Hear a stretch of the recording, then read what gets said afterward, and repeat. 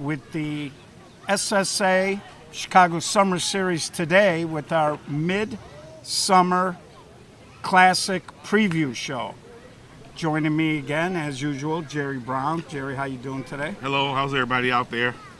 So first, before we get into the bracket, we thought we would just kind of show you guys a couple of the stat leaders and give you the leaderboard again. So if you didn't catch the North-South post-tournament wrap-up, the statistics are going to be in more detail. What we did there was we put a lot more names. We basically concentrated on the first 5 guys in each category. Okay. And we got a new category we haven't showed you before, which is hits leaders. So we'll pop back over here, and you can see the current top 15. Unfortunately, the graphic cut off some of the points from the TOC winner bracket, but the last column is up to date point-wise. So as you can see, we got Flashback, 45s, Highwise, Circus, Moneyline, Signature, Hex, Whale, BTA, March, Goodwood, Fat Kids, Shooters, and Meatball City. So we anticipate through the next 2 events that could be a lot of jockeying going on. Flash really is the leader because they won the TOC, and not only that, but they also got points out of the North-South. So Okay.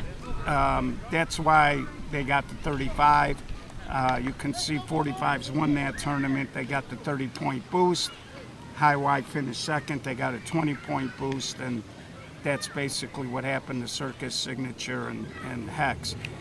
So those are the current team standings for the Chicago Summer Series. Once again, little caveat, that's not how we're going to determine the major list, because the major list takes into account league play as well.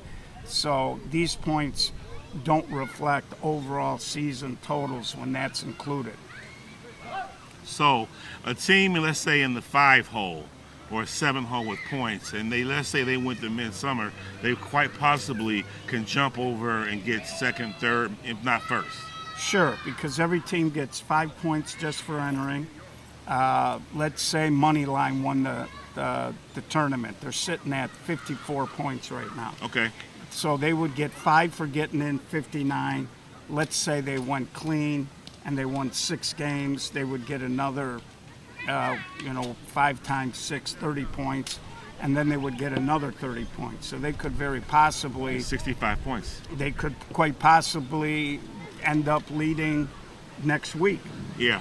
So that's the beauty of the point system, is every week there's going to be movement. Yeah. And, looking at the last few years, the major tournament is going to have a big impact on who probably wins the Summer Series team title. Woo. So every game counts, every tournament means something. We got 2 left, right? That's correct. Okay. We got this one and the major in Joliet Labor Day weekend. Wow. So now we're going to slide over to the top 5 hitters. For Jackson Perry out there, I obviously didn't jinx Brian Barzowski. He's hitting a very cool 704, Jerry. Wow. He's not making it out. He's not making many. Not many outs. And of course, Mike Oliver, who we interviewed, still hanging in there, 650. Your guy, Wes Shannon, None other than hitting 640. Wes was the leader after the first tournament. I see Wes reclaiming that lead after this Summer Series tournament. Well, he looked pretty good last night in Oh, Forest Park. he looked real good last night. He was running well and hitting the ball real good. Curtis Ostrom from Hex also off to a great start this summer. He's hitting 636. And then Kevin Duff checking in at 571. Ever since they moved Duff to the leadoff spot, I mean, he's swinging even though he's always swung the bat great, he's swinging the bat even better. So ever since he moved from that 2-hole to that 1-hole, I know it's a different at bat, but he's really swinging the bat really well. Well, and the thing is, too, for those of you out there, we do have a few hitters that didn't quite reach the at-bat minimum. They're hanging around 18, 19, excuse me, and they're just underneath it. We got some guys with higher averages, but not enough at-bats. So you got to keep that in mind. I told you guys, politic to your coach to move you up in the lineup. If you're batting 7th or 8th, hey, I need to bat 3rd or 4th again to get in the mix. So I'm just joking. Well, it's not about stats, Jerry. It's about winning. Well, hey, you know, I'm a stat guy. I count. And that brings us to a new category, hits. And these are the top 5 hit leaders. Brian Koronkowski, 25. Kevin Duff at 24. Danny Marston from Signature making that leap up from Impact. He's settled in real nice. He really has. And then, of course, Nate Mercado, 20. And Mark Menizzi, also from Signature, with 20. Is that something wrong with that list? I don't see Wes Shannon and Anthony Brewer. Well, that's the list, according to Game Changer. All right. And you know what? Game Changer, speaking of, has been a really good thing for statistically and for stats and everything else that makes everything easy and just upload. So that's a good, I'll give you a compliment and a star for your forehead for Game Changer idea. Well, I appreciate it, but actually me and Anthony Tyler many years ago, we thought going to electronic stat keeping would be very important. Yeah. Not only from a historical standpoint, but also to get a true gauge of what was going on with guys when we start digging into things like all tournament selections, MVPs, things like that. And it's worked out pretty well, I think. And interesting, it was out at Harrison Park. You were out there Saturday as well. And a couple of guys came up to me and were just raving about how much they're enjoying seeing the stats and the Summer Series stuff. So it's having the intended effect. We're generating that interest, and people are following this stuff a little more closely.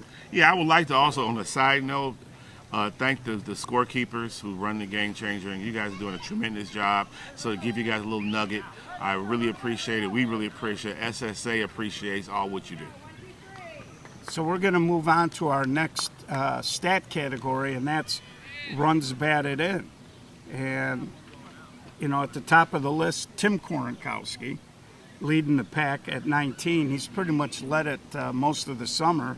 And we got this time around, after this tournament, Marty Dozen jumped up with 17. Of course, that's Matty Dozen's son. Okay. We got Chad Hook from Circus at 16. That's the shortstop.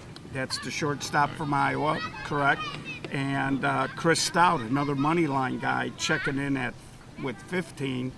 And then, of course, Spencer Mahoney, shortstop for Signature, checking in with 15. And when you really sit and you look at this list, it's interesting because, you know, Timmy Koronkowski, for a lot of years, was a shortstop. Chad Hook, a shortstop. Spencer Mahoney, a shortstop. And, you know, Chris Stout, I've seen him there on occasion.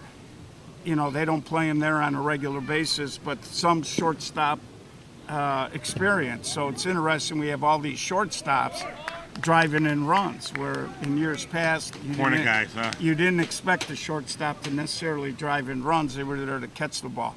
So it's a brand new world, I guess. So the shortstop position has elevated from being a defensive position to also offensive position as well. So. Yeah, it really has. And so it's just kind of something that struck me. Now we'll go to the home run leaders, and there's your top 5. Chris Stout again from Moneyline with 3. Welcome back, Chris Stout. Guy you know very well, Greg Fleming with 3. And Frank Peroni, a guy that maybe people didn't know on Hex, has got 2, along with Jackson Perry and Scotty Herdecki. And there were probably more. That's where Game Changer cut it off, and so we used that graphic. But surprisingly, you would think in underhand softball, Jerry, that guys would be hitting more home runs. But that's, you know, it's nice when you get them, but it's not really the way the game was built to be played, really. No. It's a game where you hit it where they ain't. Exactly. Well, you have a lot of elite outfielders too, and that should be a testament to the outfielders out there in today's softball. They're bigger, faster, stronger, smaller, faster, stronger, more athletic, and the list goes on. So we're going to move on to the next category, refreshing everybody's memory about triples. These guys all got 3. P.J. Raines, new acquisition for the 45s. There's that guy Marty Dozen again with 3. Ryan Russ with 3. And there's that guy Spencer Mahoney again with 3. Wow. Okay, so we have some repeaters coming up now, huh? Yeah, we do. And but it's not surprising because, when you talk about great players, they're going to be statistically dominant players. And that's what we're seeing early, although there are guys that have 2 home runs or 2 triples or, or maybe just a few RBIs off the top tier.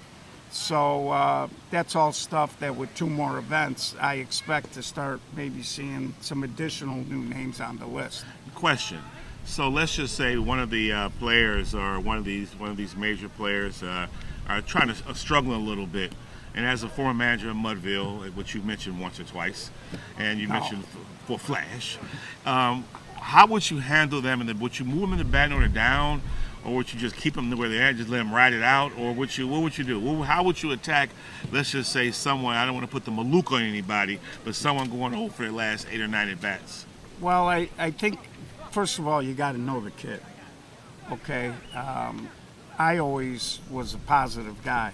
I've had players come up to me and say, "Hey, Gio, I'm not swinging good. You got to drop me in a lineup." And I would go and I would tell the guys, "Hey, look, we're not a good softball team if you're not hitting in our top 5."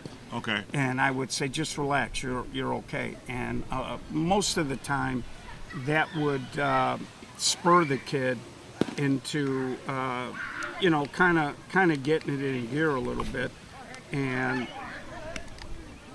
then they would kind of break out of the funk a little bit. So every kid is different. I've had players where when I didn't like their approach, I would drop them in the batting order because I knew it would put a burr under their saddle, and they didn't like it, but the people I did that to were very self-aware. So when we went and I would talk to them and I would say, "Do you know why you got dropped?" And they'd be like, "Yeah, my approach is no good right now." And I would try to encourage them to go to their best ball and just hit it 5 times in a row and stop surveying the field and saying, "I'm going to try this, I'm going to try that." Because I think that most of these guys, it's between the ears. It's not a physical thing. It's a mental thing. Yeah, so I tried to pump them up. You got to know the kid, though. Everybody reacts a little differently. Okay. So let's move on real quick here to the doubles leaders. There's Danny Dispenza at the top of the heap with 10. Not shocked. And Kevin Duff at 8. A couple of guys checking in with 7. Curtis Ostrom, again, a repeater. Mark Menizzi with 7. And Matt Menizzi, his brother, checking in with 6 doubles. So, again, some repeaters on that list. I'm a big believer, Jerry, that a good offensive player, about a third of their hits should be extra base hits. It's underhand with how deep these guys play now. If you hustle out of the box, there are bases to be had. And all of these guys on the triple-double list are guys that run hard out of the box. Yeah. Well, that's a common denominator. They're running hard and a hustle, and they're not taking a step or 2 off. Right. So we're going to take a quick break just to highlight our anchor partners, Sweet Buzz by Driscoll Farms and Gold Rush Gaming. And when you come out to our events and you see the list of sponsors, we encourage you all to go out and support them. It allows us to do what we do, and it also allows us to put on things like the Summer Series and all these great events. So we'll flash that graphic one more time for you. And now we're finally going to get to the bracket, Jerry. Okay, so first up, we got the upper part of the bracket, the upper quarter. 45's Whale, they feed into Pharaohs. That's going to be a Friday game. And then the bottom 2 games are Thursday games. Meatball City Signature feeding into Players Inc. So, I think just maybe glancing at it, everybody might think, hey, Signature and 45s will be playing each other, but I wouldn't look. Whale has been very resilient. They had a good north-south. They lost to Chucks. They fought their way all the way to Sunday. And what Whale is doing is they're beating the teams that you say or think they should beat. And, the next step is for them to break through and start beating major teams. So we'll see. 45's playing terrific right now. They're going to be a low. They could very well get back into a championship game this weekend. Meatball City, a lot of talent. Yeah. I think right now they're not playing up to their capabilities. I keep waiting for them to break out a little bit. Signature has been getting better as the season goes on, which I kind of thought was going to happen with all the new faces, and a lot of them seem to be settling in real well. And then you got Inc., who was a little bit of a surprise team at the North-South, and we'll see if they can sustain that this weekend at the Midsummer. So what do you think, Jerry? Well, piggybacking off of Inc., I think that it just boils down to the attendance with the players showing up. When I've seen their whole team, their record of 1-9 in Forest Park really doesn't indicate they're a little bit better than what their record indicates. Excuse me. And if the players show up, I think it'd be a better showing than what we've seen record-wise from Forest Park. I'm not gonna make a prediction out this bracket, but I will pick my player of the bracket, and that'd be Jeff Mastori, the young third baseman from the 45s. I do not want to jinx anybody, and I don't want to pick a team, but I will pick a team if push comes to shove, and I'm going to pick the 45s to come out this bracket.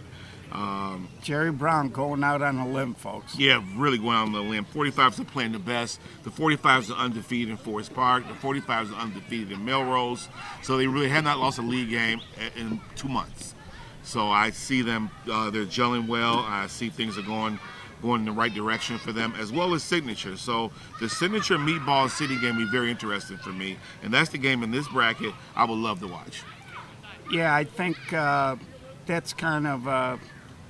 if I was Signature, I wouldn't sleep on Meatball because they have a lot of talent. If they have their whole crew out, they can and are capable of not only catching the ball, but putting a few runs up. So you can't sleep on them. And like I said, we haven't really seen enough of the full Player Inc. squad, but they did have a very good showing the other day. And I agree with you that Jeff Mastori, it just seems like every time I see him, he's better than the last time I saw him. I saw him at Obos played him at 18th and Damon for the Phil Coronado, the third annual Phil Coronado Classic, and I moved the center fielder back 399 feet. He hit the ball 450 feet. And we did everything. Normally I run a four-man outfield. If this kid keeps going the direction he's going to be one of the next up-and-coming stars.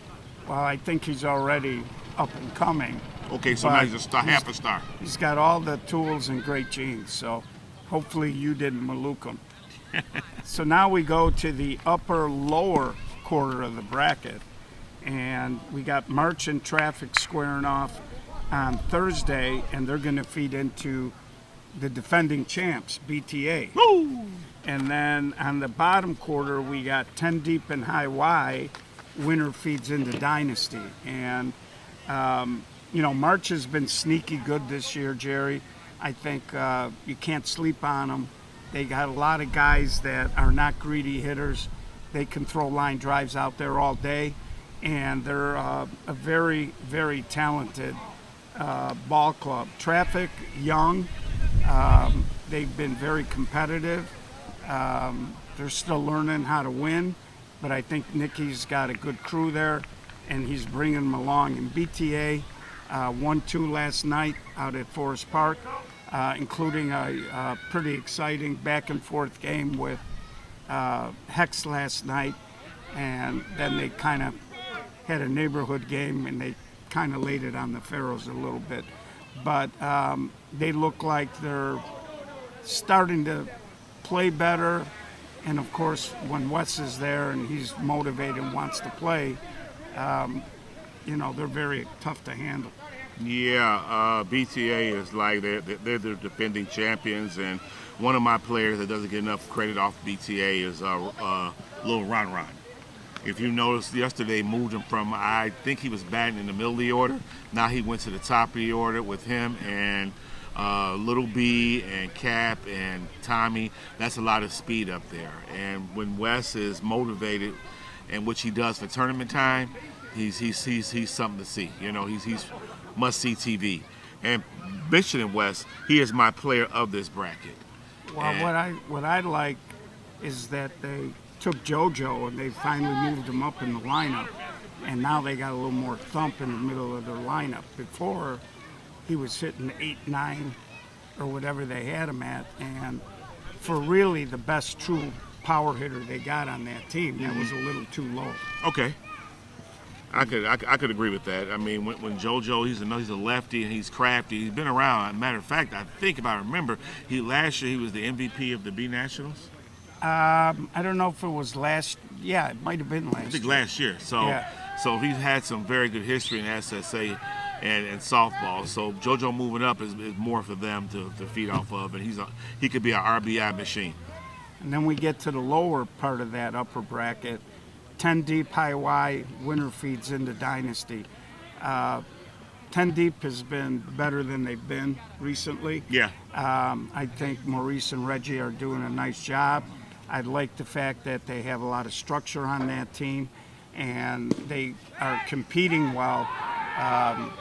And I like the fact that they're getting into everything and they're not afraid. High Y, they look like they're rounding into shape, man. They're catching the ball, they're hitting the ball. The heartbreaking loss at the North-South to the 45s. How many viewers do you have for that? How many viewers? It's over. It's getting close to 33,000 plays. That has to be an instant classic. Sorry for cutting you off.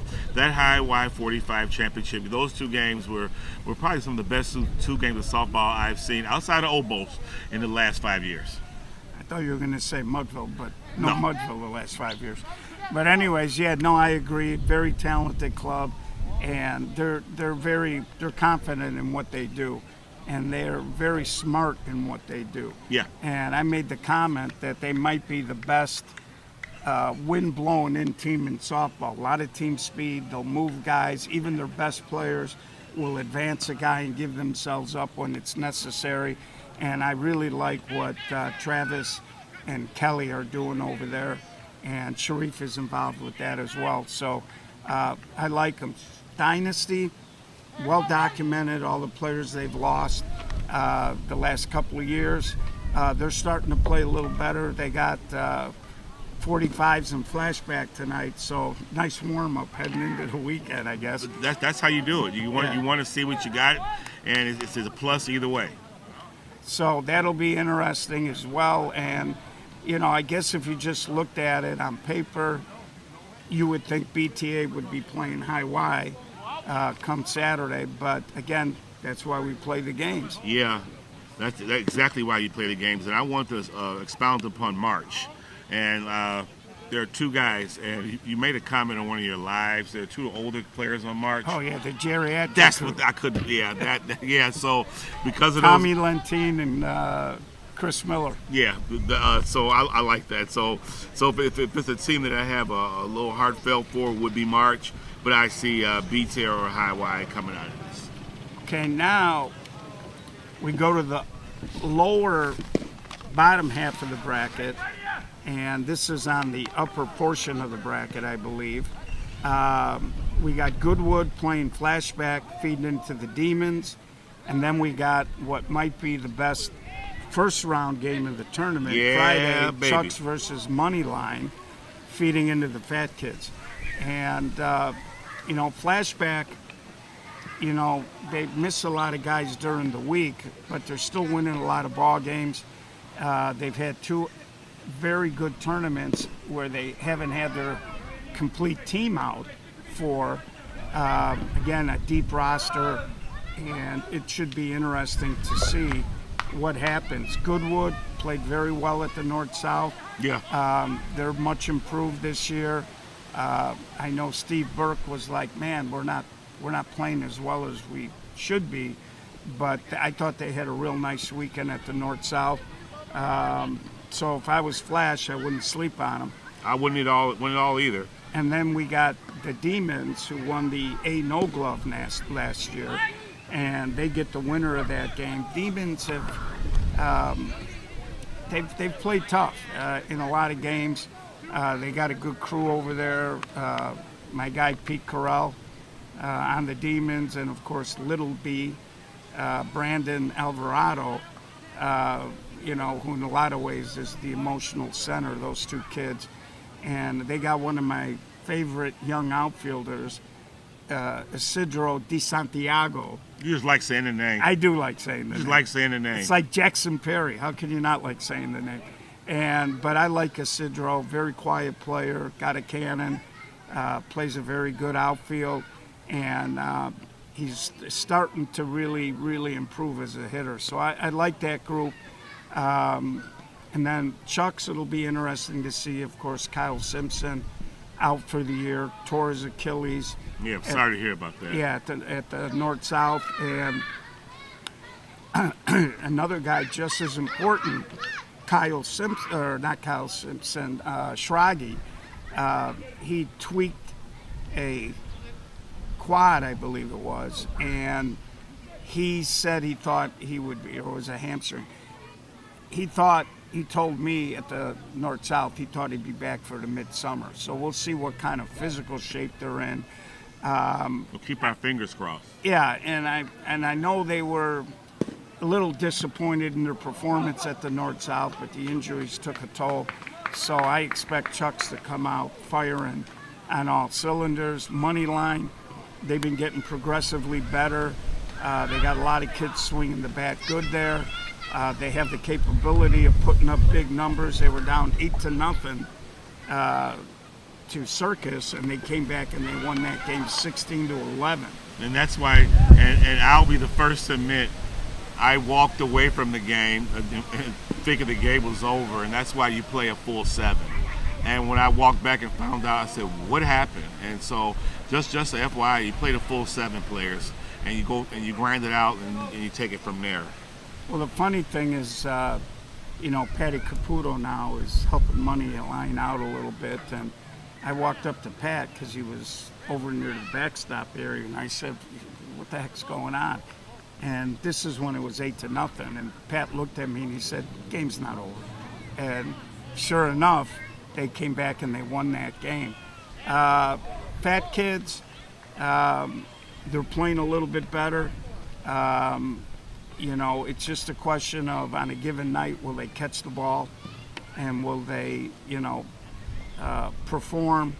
They're swimming in the deep end in this quarter, this part of the bracket, with 2 big, probably top 5 or 6 major teams in there with them. So it'll be interesting to see what they can do this weekend. So, player of the bracket? I'm going to go with Julian Gutierrez from Flash. From Flashback. That's my player of the bracket from this bracket, and I got a question. So put your manager's hat on. All right, here we go. Now, look at this game with Chucks and Moneyline. It's on Field A, and that's the field where, as of right now, the wind's blowing out. What do you do if you're Moneyline? Are you hinting at using 4 outfielders? No, I'm not hitting anything. I'm using you. I've never won the No Glove. You won 3 of them, so I'm rolling with you on this one. Well, look, it's like anything. Chucks is interesting. They got a lot of guys that can pound the ball. Kevin Smith, the big third baseman, hit a ball up into the trees over here on this diamond. So don't park your cars there, you saying? Yeah, it might not be a bad idea not to be in left field there, but they also got a few guys that know how to hit. And Moneyline's got some guys that can go too. So if the wind's blowing out, I think you can expect both teams are going to score a lot of runs, and when push comes to shove, you got to figure out who you don't want to beat you. Okay. And every team's got 1 or 2 guys, and that you don't want, but sometimes circumstance dictates that you're just forced to pitch to them. And but again, you never know which way the wind's going to be blowing here.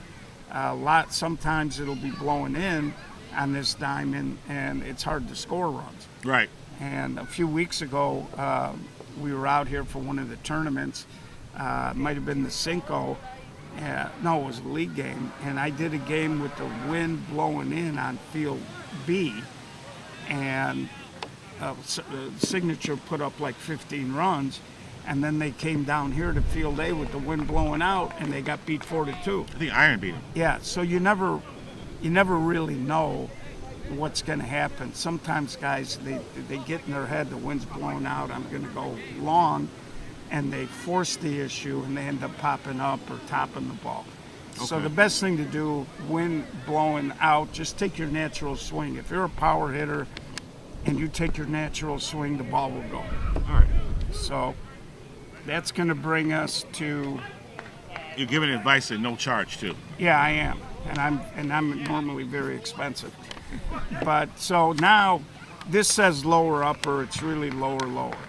Okay, this is the last part of the bracket. We got Shooters and Impact going at it on Friday night. The winner feeds into prime time. And then on the bottom we got Iron versus Circus with the winner playing Hex. So Shooters, when they got their whole team out, very competitive. They got a good pitcher in John Ryan, and they got a couple of young guys that are look to be very talented. They got some veterans like Keenan Connolly. One of the best shortstops in the game. Yeah, he's in the team photo, no doubt. Another shortstop with offensive production. Absolutely. So they're going to be a load. Iron, Impact. Impact's been kind of weird. It's almost like they sometimes maybe play down a little bit to their competition. They have sprung a couple upsets this year, and Tommy LeVar, we talk all the time, very fiery guy, and I think that they're capable of winning this game. And then the winner feeds into primetime. We really haven't seen much of them. No, I haven't seen much of primetime. Yeah, I think they play out of Clyde Park, if I'm not mistaken. And they lost some players the last couple of years.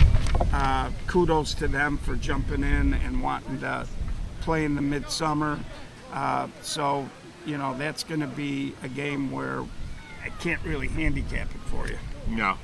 Iron, they just kind of grind along. Every time you think, they don't have everybody out, they just keep stacking wins here and there. And, Circus, they've been a little inconsistent. They won big over March yesterday, and then they lost to Hex right after that. So I think Circus's main problem, getting everybody out. They got a lot of first responders. It's my understanding they should be good to go this weekend. So it'll be interesting to see how Circus comes out. And, of course, if they do get past Iron, that'll be a big game against Hex as well Thursday night. So we got a couple of spots in the bracket where some of our better teams are, again, going to go in the loser's bracket pretty early in this tournament. But that's what tournament ball is all about. If you go in the loser's bracket early, that's not what you typically want to do, but you got to grind it out and you can come right back up and get right back in the fray of things. But my player for the bracket is, I got a co-player for the bracket. And I'm going co because I can't say Chippy. I'm going to say Brian Kornikowski or Sean Burke. So those are my co-players of this bracket. And I do see Circus coming out of the bracket, but I'm very curious to see how they respond Thursday night against Hex. Hex beat them. I don't know. I didn't go down there to see who was where. But softball is softball. You got to play. You got to win. The dirt don't lie. Well, and that's just it. A lot of times back in the day, teams used to look at it as a revenge game, and they would crank it up a little bit more because they'd be upset they lost earlier in the week. Yeah. So that's the bracket. That's how we see it. And I think, Jerry, that this is going to be a fun event. It's a little smaller than the North-South at 24 teams. Still a long way to go through a loser's bracket if you get dumped in there. And it should be a good time. We got Manny Sanchez coming out to do the food with More Than Dogs, Joey Casa. And we also are going to have the Italian Ice Guy, who was out at Harrison Park again. They will be selling adult beverages for those of you who like to partake in that. So the food's going to be good. This is a good complex. It's going to be hot. I recommend to you team managers, make sure your guys are staying hydrated so you don't run into any type of dehydration or sunstroke. There is a lot of shade at this park. Yeah. But if you are a team and you're coming out, not a bad idea to bring a tent and have somewhere to camp out between your games. Now, one thing I want to jump on, but by the dugouts being a little smaller here than other parks, you guys got to be careful to stay inside the dugout, because I think last year you had a big play with a couple of teams dragging outside the dugout. So if you guys can stay inside the dugout, that'll make everybody's life easier, umpires on both sides. Well, true. And the one nice thing about this park is if you don't want to be in the dugout, there's a short fence down the third base, first base line. Just go stand and hang out in the out of play area behind that short fence. But yeah, we want to keep the area clean. We want the umpires to be able to focus on the games.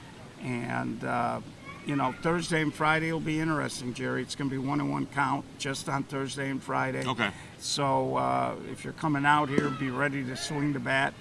And I know the Cutters hate it, but it is a residential area. We are using 4 time slots. So we're going to try to move the tournament along. And let's just all plan on coming out, having a good time, playing softball. Let's respect each other. And let's keep this high-level tournament softball we've seen so far this year right there. Yeah, I mean, you said it all. You hit everything on the head. It's a beautiful park, beautiful facilities. Got 24 of the best teams in all of softball. I'm going to head-to-head and knock each other side the head like a 15-round heavyweight fight, and then we'll see who comes out the victor. So that's our Midsummer Classic preview show, folks. We look forward to seeing you all out here this weekend, and the weather should be good. Sunday, they're saying it could be maybe a passing, little rain shower. Hopefully we'll get through that, and should be pretty good. Summer Series in full swing, halfway through, and so far, so good. So on behalf of the SSA, Jerry Brown, Gold Rush Gaming, would like to say be safe, everybody. We'll see you in a couple of days. Enjoy. Thank you.